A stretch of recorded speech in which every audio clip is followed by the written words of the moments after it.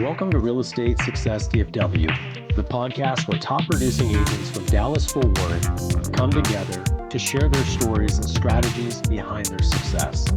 I'm Shaune Corbett, your host, and with over 300 million sold in the local real estate market and the honor of being best of breed multiple times, I know what it takes to make it in this market. Each episode, we're going to dive into the world of real estate, learning from the very best in the industry. If you're ready to level up your game, we're in the right place. Let's get started.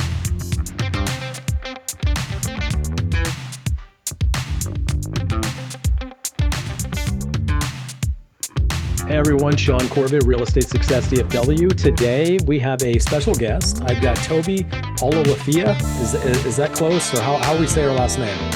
It's Tobi Oluwafemi. But you were close enough. I love a very common name. We see it all the time. Well, I appreciate you, Tobi, for getting on with me. As most of you know, I do a podcast where I interview successful agents. I like to see agents that have sold at least 100 houses, just so we can have a place where we can start and have a story we can tell. And by that point, you found systems and things that make it work, because you're at that many homes, you're probably in the top 0.5% of agents even running a business today. It's a very small number. So thank you for jumping on, Tobi. I want to kind of jump in because you've got a few things I want to kind of get out of the way. Most agents that get into real estate, they are not growing up middle school, high school, and their future, they want to be a real estate agent. Very few people do, unless it's in their family or, some relative is going to, help them get into the space. So I know you've got a finance, accounting background, you're a CPA, and you've got some really good talents that have nothing to do with real estate specifically. So why are we selling real estate? What got you into it? It's a long story, but yeah, you're right. And thanks for inviting me to this podcast.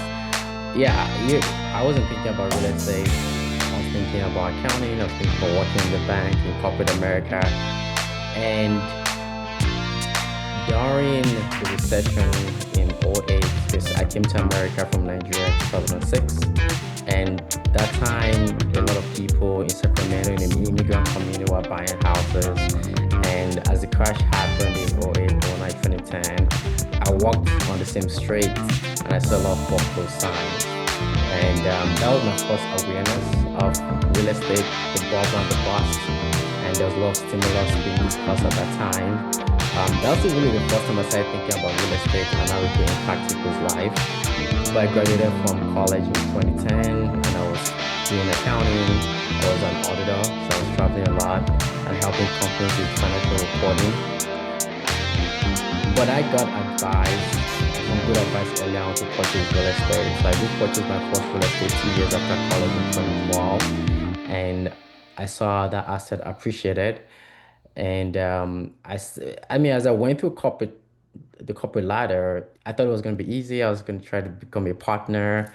But the higher you go, the more politics you see. And you just start asking yourself, okay, is this really what I want to do? And do I really want to change enough to get to become the best in this? So I started thinking about entrepreneurship generally. Then I started as an investor. I was doing wholesale. Then I flipped a couple of houses around 2016, 2017, 2018 with some friends. So I actually got my license as a realtor because I was trying to save costs of my flip. So I was like, okay, I could flip these, and if I don't have to pay the commission, then I could cash flow better. And that's how I became a realtor. And fast forward, I got married. I didn't have as much time. Business is at that time more money. I didn't have as much time, and COVID happened. So there were not as many motivated sellers. So yeah, that's really when my real estate license part picked up. Interest rate was low. I bought a house myself, so I brought that confidence. We speak with my friends. I bought a house, I could buy a house, and that's how it started. So it really was more in search for freedom and just running my own business and entrepreneurship. So I think that's really what started it. Yeah, there's a lot of things there, we could unpack to build on and talk through. So one of the common elements is entrepreneurship is certainly a major component to building your successful real estate business. No one's telling you what to do. There's no boss. You eat what you kill. It's 100% commission. So you have to have a lot of drive.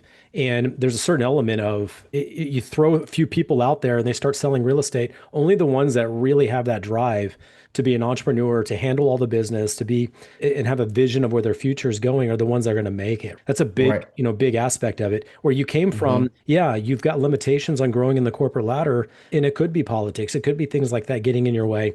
But the reality is, you have to be the employee, and you're told what to do, and you're given where your boundaries are. Where you're at now in selling real estate, there are no boundaries, and it sounds Hmm. incredible. But Yes. unfortunately, 95% or more don't actually have success. So they don't get the opportunity to even be there long enough to really see the opportunity grow.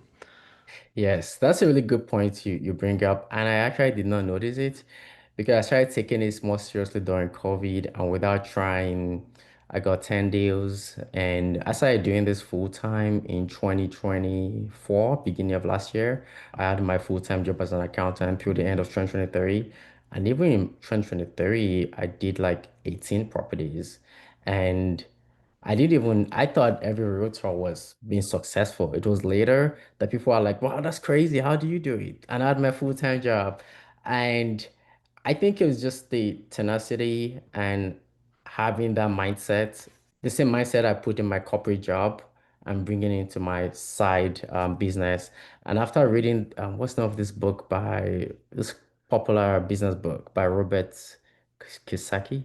Yeah, Rich yes. Dad Poor Dad. Rich Dad, Poor Yeah, Dad. yeah, Yeah. yes. I think there was a moment I read that book, and something I remembered it was said was, "Are you minding your own business?" So when I started thinking about that, what is my business? And at that time, real estate was my business. So I felt like I owed it to myself to give my business the same amount of energy that I was giving any other person's business, or even more, and make sure I saw it that way that this is my business. Then I took it seriously. And the good thing about accounting is all about numbers. In finance, there's estimates, there's projections. Accounting is really about historical financial data, and there's no ifs or buts. So I brought that into real estate. I noticed that when I started making a number of calls, number of text message, I get specific results, going to a number of meetings, things just happen. And I was really literally analyzing my behavior, and I was noticing some patterns. And I started taking those numbers into consideration, and I started consciously doing those things. And that really helped me. No, I love it. And we're going to talk a little bit about, with the market trends and some of the tasks and things you did to get you into that top producer status. There's normally two critical things I find that a lot of people have in common for coming into real estate. One is the entrepreneurship mindset. They don't want to be an employee anymore. And the other one you mentioned is saving money on commission when you own investment properties. I'm in the investment space. I've done over 100 flips here in Dallas Fort Worth. I don't do any of them myself anymore. I do it for others and I help kind of facilitate. But that space was occupied by a lot of agents that want to save money in that space and buy their own properties and not pay the commission and things like that, which is not a bad idea. But often what happens is, well, I have a license and I know how to write a contract. I know how to work with buyers. Sure, sister, I'll write a contract for you. Or, sure, friend, I can put a sign in the yard and list the property. I think a lot of us may have similar stories like that where we just kind of start doing it and it's working. And then we're like, okay, well, I did it once, I'll do it again. And then I work with people I don't know as well and start working with people I have no relationship with. And then, it kind of starts growing from there. So I think it's always fascinating to see where people get started in this business. Any Yes, thoughts on yes. any of that? Yes, I totally agree with you. I did not have as much success as you did with the flipping, and I was burnt, but life just got busier. I got married, then my wife and I moved to Tampa for a little bit, so I didn't have enough time. I think that the flipping business is something that you have to have a lot of time. So the realtor side was the part that grew. But yes, initially I thought I wanted to do the investor flipping, but I lost money on the deal. I gained I had marginal profit on the other one. And after I got married, it was more like, okay, should we use our capital for this? And that was a harder conversation. But in being a realtor, that was easier to do. But yeah, but kudos to you guys are able to figure that out. So yeah, so I've since that time I've just stuck on my lane as a realtor. I do help some investors run numbers here and there, but yeah, I don't do as much investment like I used to do when I started. Sure. On the finance background, some of those can certainly help kind of make an analytical response. And certainly the investors are just not as emotionally connected to the property, which is fine. Right. It's like buying a commercial or doing things like that. You can, Mm-hmm. run a scenario that makes sense and you can justify it through ARV and what it's going to cost to repair, how long we're going to be in it, what's our exit strategy. I think all those things are really important, even for retail clients. We're Right. talking to a retail client, even if they're not looking to, flip or rent. What's an exit strategy? Let's look at realistically, when we have this house for 3 to 5 years, because that, or maybe seven, Mm-hmm. where are we going to be in 7 years? This is a property that we want to hold on to. Are we going to be able to sell it?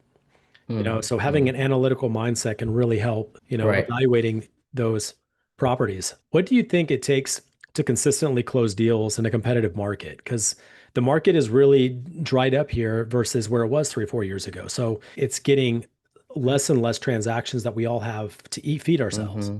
So what are some things that you're seeing has really worked for you, to consistently get transactions and still close transactions today? Yeah, I mean, it starts from what I said earlier, minding your business. I'm aware that, the market is dried up and there's a lot of unpleasant economic data like unemployment and some people losing their job and interest rate is high and the uncertainty and inflation. But I try to tune out from all of that because I feel like the more I focus on that, the more discouraged I feel, or the more I feel like my life is not in my hands, right? I just focus on, okay, what strategy can I put in place to talk to clients in this environment? Like, what is the key point? So I've doubled my efforts on some levels because I do think that if you can figure it right now, when the market turns around, you have the capacity and you'll be able to handle it better. But yeah, more calls, I knock on doors and I talk to people. And I think it's very important to show people that you care. And I just don't wait for people to come and meet me. I try to I talk to them about what they need and I run those numbers for them. Most of the time, people don't care about the price of their house. What they care about is the monthly payment, right? Of People course. don't care if you give them $5 million house if they're paying 3,000 a month, right? So it's very important to understand that, and it's very important that. So I talk to people, okay, what can you afford? And I do a little more extra work and more research, and I find them those houses, right? And I run those numbers for them. This is going to be your down payment. This is going to be your monthly payment and everything. And when they see that, then they're incentivized to go out there. So a little bit more research on my side and doing more scenario and case studies for people and sending it to them. And it's crazy. What I also notice is that people don't believe things that are too good to be true. Sometimes I send to people and they're like, oh no, that's market. I'm like, no, it is real, right? Like, why would I send you something that is not true? And so yeah, you also have to know that people are skeptical. So not just email it to them, but call them and say, did you get this? And hear what they have to say. And you'll be surprised many times that if they know what you're sending is real and is true, and you can show them, people are ready. So, but when in the market that the buyer is just shy, they're holding on. And the issue with people is not information. There's a lot of information out there. It's like, do they have somebody that they can trust and can lead them to make decisions? So there are people. I mean, I know the market is tough, but there are people that have funds to buy houses. You have to find them. You have to give them confidence, and you have to make them trust you, and you have to do a little bit of leg work. And yeah, and that's how we get my clients. No, I love that. So one of the things I like to teach agents or help them with is having a conversation with a prospect or someone that's on the fence or they don't know what they want to do. I'll tell them communicate with houses, just send them something, right? And Mm, and you have to know, so this is something I know most agents don't comfortably get into, but most people in life, they think about everything in monthly payments. You're exactly right. No one ever talks about that, and you're right. That house in 2021, it could have been 500,000. That same payment is now only $300,000 house, right? But you got to know right, that. And you got to know right. where the market, where they're going to land. Are we going to stay within budget? I don't want to send them things that we have no shot at winning just to send them. Right. I want to get a Mm-hmm. kind of idea of where they're at, maybe what they're paying in rent, right? There's things that we can equate. If they're paying Mm-hmm. 2,500 in rent, they could probably handle 3,000, 3,500, possibly in a mortgage, depending on their circumstance. Yep. And I will send a house with a down payment and a monthly payment as well. And agents don't do Mm-hmm. that. Mm. Yeah. It's not rocket science. It's not that hard to figure out. You don't have to be a CPA, Yeah. or have a finance background in order to make that Yeah. qualifying opportunity to say, hey, I found this one. It's within your monthly payment. You will get Mm-hmm. responses, even if they're like, Yes. I can't buy now. We got to finish school or whatever. All we're trying to do is generate some type of response. And then Right. it would say, no problem. I'll check back with you. Are you okay if I check back in a month? They always say yes. Mm-hmm. These are Yes. ways you kind of stay, top of mind with the people in your group. So I love that Yeah, you and talked and about one that. more thing to add, I tell agents too that focus on education, right? No, I've not met a person in my life that does not want to be educated about real estate. But I've met a lot of people that don't want to be sold real estate. But many people don't mind being educated. So if you Sure. focus on education, set up a Zoom meeting, send them a pretty house and just say, hey, that they like, look at this house, look at the cabinets, look at the high ceiling. This is the measurement. Tell them things they don't know, right? And many times they fall in love with the house and they emotionally connect to your education and they want to work with you. So I don't sell houses to my clients. I just focus on educating them about numbers, no pressure, and I always tell them if you don't feel comfortable with this, you don't have to do it, right? But let's just focus to let's know, okay, you know what you're getting into, and if you even don't want to buy a house this year, you you know exactly what you need to do to buy the kind of house you want to buy next year. But don't plan in the dark, right? Plan based on numbers, facts. Then that's how I bring the lending team in and everybody helps out.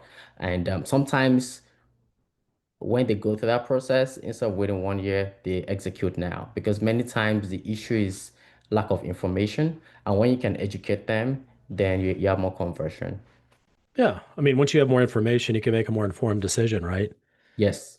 I'll tell you one thing that is really you talk about don't being sold to. 15 years ago, when you mentioned you looked at real estate 08, 09, 2010, the foreclosure crisis, then you bought a house in 2012.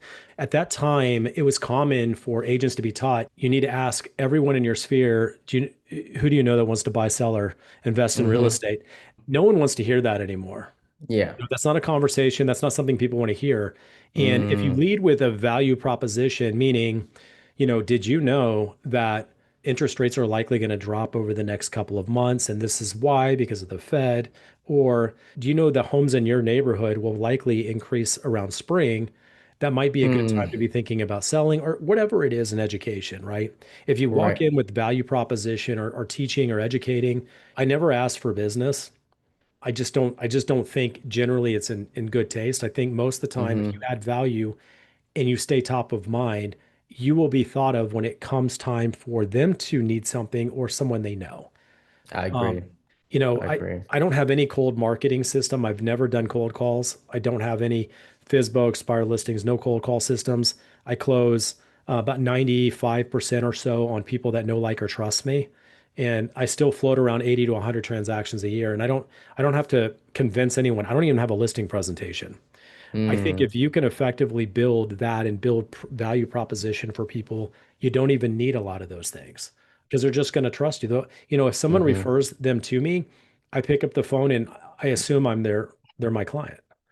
I mean, Mm, that's just kind of been the way that I've done, and I don't win all of them, but the probability is pretty high when they're handed off like that. That's what I think everyone should want to get to. mm-hmm. And you Mm-hmm. get to choose who you work with. And when you Right. work, which it leads me to balancing showings and your work-life balance, because those are a challenge. You have one at home, you have one on the way. That's important. We can't work 24/7. Yep. So how do you Yep. balance work life?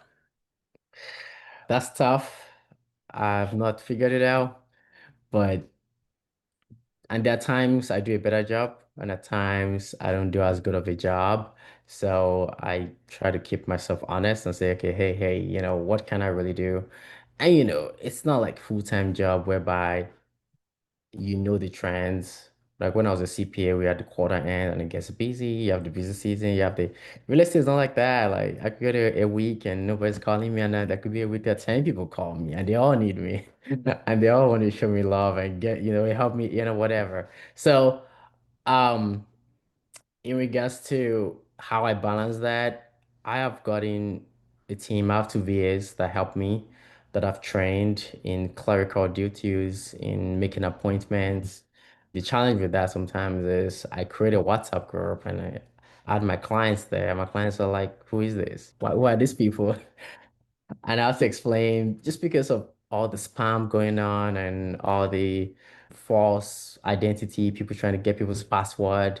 Clients are very skeptical about people they don't know or foreign numbers. So that's a challenge. But many times I've had to reassure them that that's fine. So sometimes get because people trust me, right? And the Yeah. challenge has been I have people to help me, but how can I have my client trust those people that they can also do the job just as well. So yeah, getting more people, training them, and also communicating with my wife that okay, I might not be here today.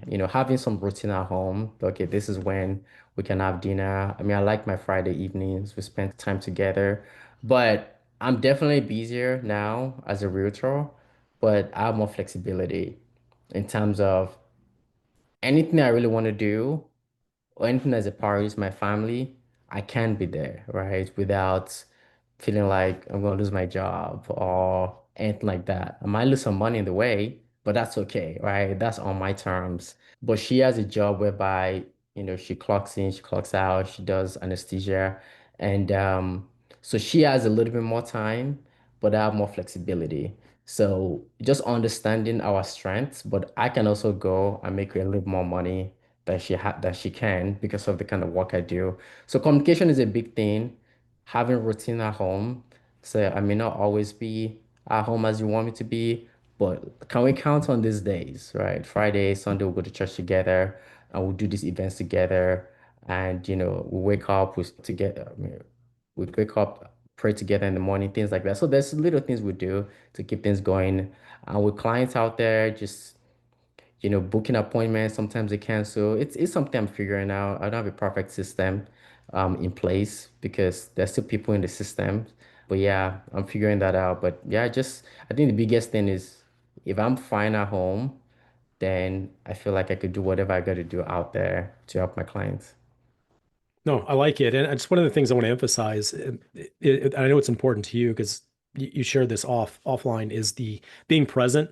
There's not a Mm-hmm. whole lot of time. We have client needs and it competes with our family time as well. So that means that what time you do have with family, if we're going to lose that, I'm going to make it up here and not Mm-hmm. just be, not just show up, but actually be present and be a part of it and be real intentional. Right.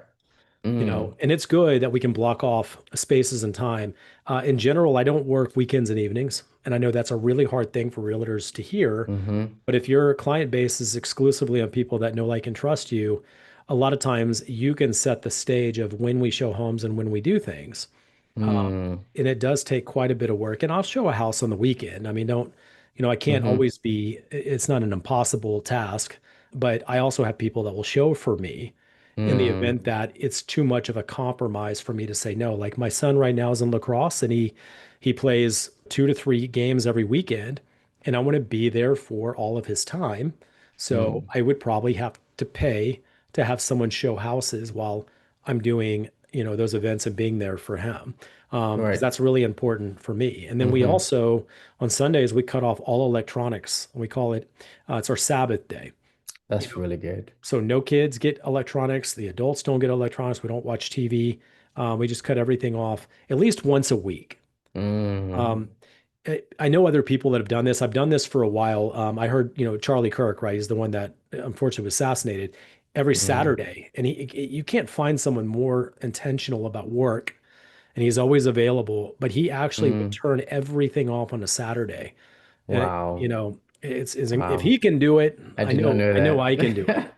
Right. because he Right. was very involved with all these businesses he was running, and he just had, the 2 kids. So it's very Mm. much possible, and it will not hurt you in any way, and it's good Mm-hmm. for you. Mm-hmm. So I love that being present is really important. Let's talk Yeah, about lessons learned. I think I'm going to start doing that maybe I'm going to start from 7 p.m. I don't know if I can do the whole day yet, but again, the goal is to grow towards that. And one more thing, every day I'm working from home today, but Monday to Friday I go to the office. Yeah. Just whenever I'm at home, I try not to be on my laptop. I text every now and then, but the goal is okay when I'm in the office, I and I'm focused and do as much as possible. Then after that, I go pick up my son from daycare, come home. It's just text, and at least I can be physically present. And after dinner, I really try to be physically present, less text and things like that. So I think moving location helps mentally and psychologically that, okay, I'm home. Sometimes as realtors, when we work a lot from home, it just feels like it never stops. There's no mental break that, okay, now this is a space for this. And I think having spaces for work, spaces for relaxation, that also helps. Establishing boundaries in our life is really important. Most people don't. They Yes. allow things to enter their life that's compromising, or it's like kind of like if you choose to surround yourself with people that are very negative, you're going to be negative. Right. If I can establish boundaries of things that are infringe on my personal time, then that means my personal time isn't that important. And there's some things you Mm-hmm. think about. I'm the same way. I have an office. I've had an office for almost 15 years, and I'm currently in Flower Mound where my office is now. And I come and I stay here for about 7 hours straight every day, Monday through Friday. And I'm hyper intentional. There is nothing fun here. There's no distractions. It's you're here to make an opportunity and create value for as many people as possible. And I'm very, very Mm-hmm. intentional about it.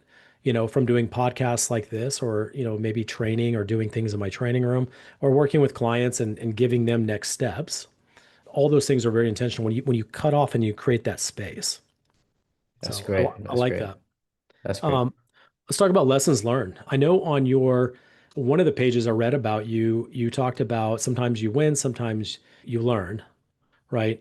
And it's okay when you Yeah. have to learn when you don't always win.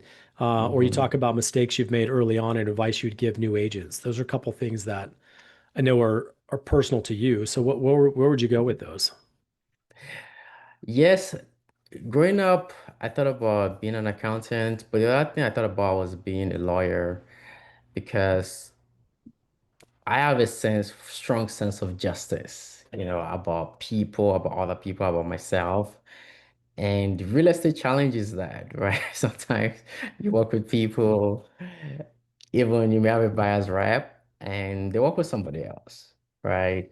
And as a rookie agent, that really hurt my feelings. And I thought about quitting, right?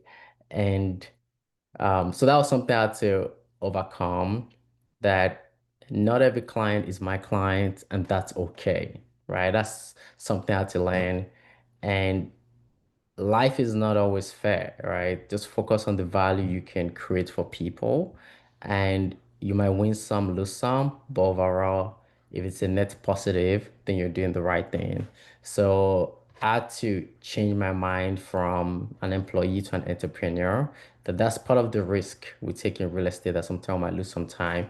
And also don't being so quick to say, oh, this person is just a horrible person. That's why it didn't work out. What can I do differently? Actually get feedback.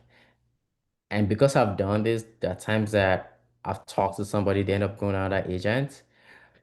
But after that, we have a relationship, and I created so much value that they've sent multiple referrals, and I helped them on their next deal, right? Not really taking things personal. I just analyze the situation. And again, knowing that not every client is for you. And also systems, right? Since I joined EXP, because before EXP, I was in boutique brokerages. But joining EXP, I'm seeing people produce at a high level that I was not even aware it's possible. So just learning that, hey, if you can come up with a great system, you could scale at a high level and you can do so much better. And that does not mean you're more busy, but you can actually have a better work and life balance. You just have to understand that you have to put great systems in place. And I think joining EXP, there's a lot of people doing that. So I've been connecting with a few of them and trying to implement some strategy, especially with the co-sponsor system. I think that's something great EXP has put in place. So those are the two things that stand out that I've learned, especially over the last year. No, I mean they're great topics, and you're welcome to come hang out with us in Flower Mound with Melvin and all the guys we have down here. We are sharing and coaching and teaching and helping each other. So I love the collaboration. That's really been a big Awesome. thing. Yeah. There had been a big shift about 15 years ago where we went from brick and mortar and then we saw, wow, cloud-based. Wow, you can maximize your leverage, right? You can get the most of what you need from a brokerage with the least amount of cost. And it made a lot of sense. The problem is we lost community. And community is not something that is easy to do when we're all sitting on computers and isolated. That was the one advantage brick and mortar had, is that at least it forced everybody to come together. The problem with brick and mortar is it forces everybody to come together. They're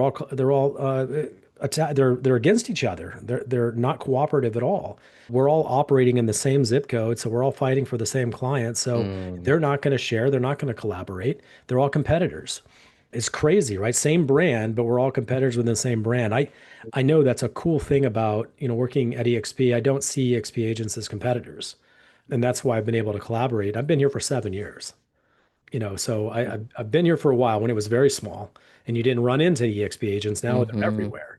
Um, Yes. which is Yes. great. The more success, the better for all of us, right?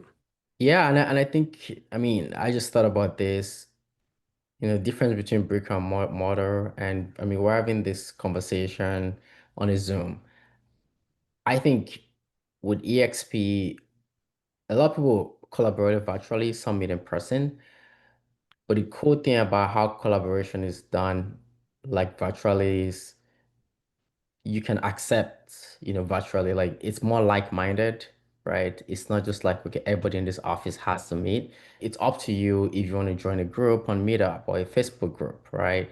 And also when you use virtual platforms, it's just more about what is being talked about, right? I think that sometimes in person, some people are just awkward and maybe the connection is not as strong. And maybe that's why virtual collaboration is strong. But I think that one of the reasons why virtual collaboration is stronger is because you just have to agree. And if you don't like the group, you don't have to be there, right? So whoever is in that virtual group and they choose to meet in person, that's because they find some common values and commonalities and things they can work together on. So it's just more organic, as opposed to like everybody that joined these offices must be here. Yeah. Then, people are kind of, competing and gets a little bit confrontational sometimes. So maybe that's why. But good thoughts. Yeah, you can get greater commitment when everybody is a volunteer and they choose to continue Yes. to be there. Yeah, there's going to Yes. be Yes. more commitment in that space. I think that's Hmm. fantastic because we don't owe anybody anything. You know, Right. I chose to be here because I want to learn. I want to grow. Hmm. And I think that's really important. Let me ask a couple more questions. One was, if you were to start over today and you've been doing this as long as you have, what advice would you give yourself? I'll get a mentor. Having Well, a mentor, having a coach. If I could do it again, I think that would have made well, me let's go back to set. you. When you started, did you have a good mentor or coach, or did you just try to figure it out on your own? I just tried to figure it out on my own. I was just trying to make some extra bucks. And I knew that being an employee, my life was not in my hands, and I hated that. And I just wanted some side money on the side in case my job was not there or something happened. That's how I started. But later, the more I understand entrepreneur, because there's no entrepreneur in my family. My parents worked as employees, and I really had no model. So it was like a new thing. So I never really saw myself as a full-time entrepreneur. I always saw it as I'm always gonna have this full-time job and do something on the side. Even me switching to a full-time entrepreneur scared my family. It's like, what are you doing? But I've done it. I've seen some light that I'm like, okay, this is actually true freedom. Sorry, did I answer your question? What was the question again? Yeah, well, the objective, what would you advise you if Okay. you started Yes. today and you said get a coach and a mentor, and then Yes. I shook you up a little bit and said, what about you? Did Yes. you have one? Because I didn't think you Okay. did. No, no, no. I did But not. think I about didn't. you not having one, how much time it cost you. Surrounding yourself with people Yes. that have done it before, they will save you considerable time. And I tell people all the time, if you did a commercial deal, this is the easiest illustration I can give you, and you're new to commercial and you had a commercial agent you could go to for advice, you're likely going to give them 50%. That's not Right. an uncommon thing. But Yes. here in our space, they think they should give you 30% or 20%. If Mm, they should give you 50%, if not more, because you're going to get them set up. So the next one, after doing two or three, now they can run right. on their own and they can get all of it minus the broker split. That's a path to success, but they're trying to win every dollar today. And that's a Right. terrible investment. I agree. Give up the money today and find a good mentor or coach that's worth it. I agree. I Yeah. agree. And people pay money when it comes to university, college, any program Yeah. that is signed up for. And why not real estate when you could even get way more? And the person is just helping you for the first couple of transactions. But yeah, it baffles my mind when people don't see the bigger picture. I love it. Is there something that you would like to promote? I know you've got some social media. You've got your Yes. Instagram, you've got your YouTube channel, the Toby CPA Realtor, and then you're on TikTok as well. Is there something specific that you would want to promote yourself? Yes. Follow me on Instagram. In this market, I know a lot of buyers are hesitant about buying, but what I encourage you is think about strategy, right? It's not a bad time to buy. It's actually a great time to negotiate great deals. When interest rates are high, is when it's a good time to negotiate. When interest rates are low, you tend to have it's tilted more towards the seller side. So in any market, you want to understand where the leverage is and use that leverage. Good or bad markets, people are making money. So just try to be strategic, position yourself well, and I can definitely guide you through that in that process. Yeah. Awesome, Toby. Well, thank you for joining me on my podcast. If Thanks, you want Shaune. more information on Toby, look down below on my YouTube or on Spotify. I can share that with you as well, but I've got all of his links down below. And if you are liking what you see on this podcast and would like to see another one, I produce one that rolls out every week. Please subscribe, and I'll continue to have great interviews just like Toby. Until next week, everybody have a high performance week, and we'll see you next time. Thank you. Thanks, Shaune. That wraps up another episode of Real Estate Success DFW. I hope you're leaving with new insights that push your real estate career forward. If you enjoyed the show, please be sure to subscribe, leave a review, or share it with fellow agents who's ready to succeed. And if you're interested in working together or have any questions, I'd love to hear from you. Reach out to me directly. My personal phone is 214-228-0383. Let's connect and make real estate success happen together. Until next time, keep pushing forward. I'm Shaune Corbett, and this is the Real Estate Success DFW. Have a high performance week.